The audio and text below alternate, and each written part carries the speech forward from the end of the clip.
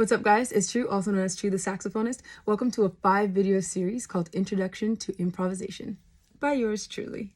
A ton of people have been asking me to do tutorial videos, whether that be saxophone tips, tutorials, lessons, improvisational tips, and that kind of thing for a very long time. I'm so sorry that I haven't been able to sit down and just put this together. It's been long overdue. My apologies, but I'm so excited that I'm able to do this now. I'm looking forward to this, and this is me holding myself accountable because I've been supposed to do this for a long time, but we're doing it. This is a 5-video series, and I'm gonna make it as educational as possible. I'm also going to speak in a term that's super understandable for everyone, regardless of what level that you are at on the saxophone or any instrument. This is gonna be based on saxophone because obviously I play the saxophone, but I am gonna kind of make it a little bit general as well, so that you can take some tips from this if you're not a saxophonist but another instrumentalist. So let's get right into it. Now, really quickly, actually, before I start this series, I do kind of want to just talk about the overall idea of the tips and tricks that I'm going to be speaking about.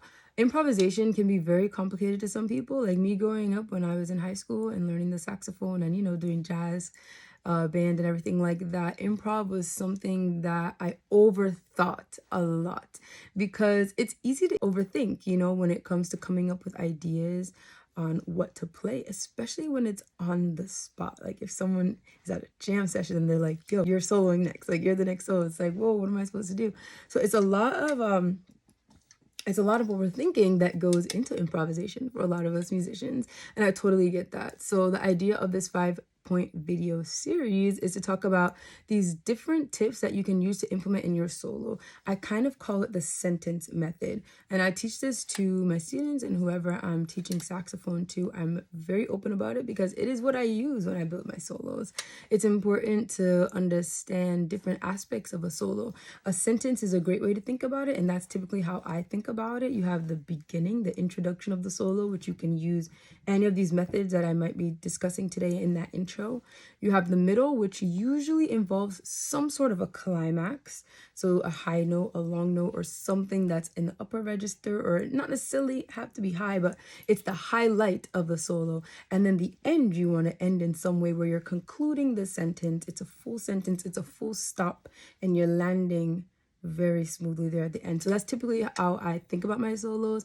And these 5 topics that I'm going to be talking about, it's very important that you think of them as ingredients to put into your sentence and to make it a complete sentence. You don't have to think about it in a way where it's like, oh my gosh, okay, like she's talking about skills, let me practice my skills for the next 10 years and get this down. It's not like that. Practice a little bit of each thing, and then the next time you're soloing, you'll be able to have a little bit of comfortability with your scales, with your long tones, with your riffs, with your phrasing and your rhythms and repetition and that kind of thing, so that when you're on the spot, you'll be able to pick from those random little tiny things that you already know about to kind of build an on-the-spot solo. That's the goal. I know it sounds a lot harder than it really is, but you got this, and I'm rooting for you. Okay, so let's get into this video, and I'm really looking forward to you guys learning about how I think about a solo. Okay, let's get into it.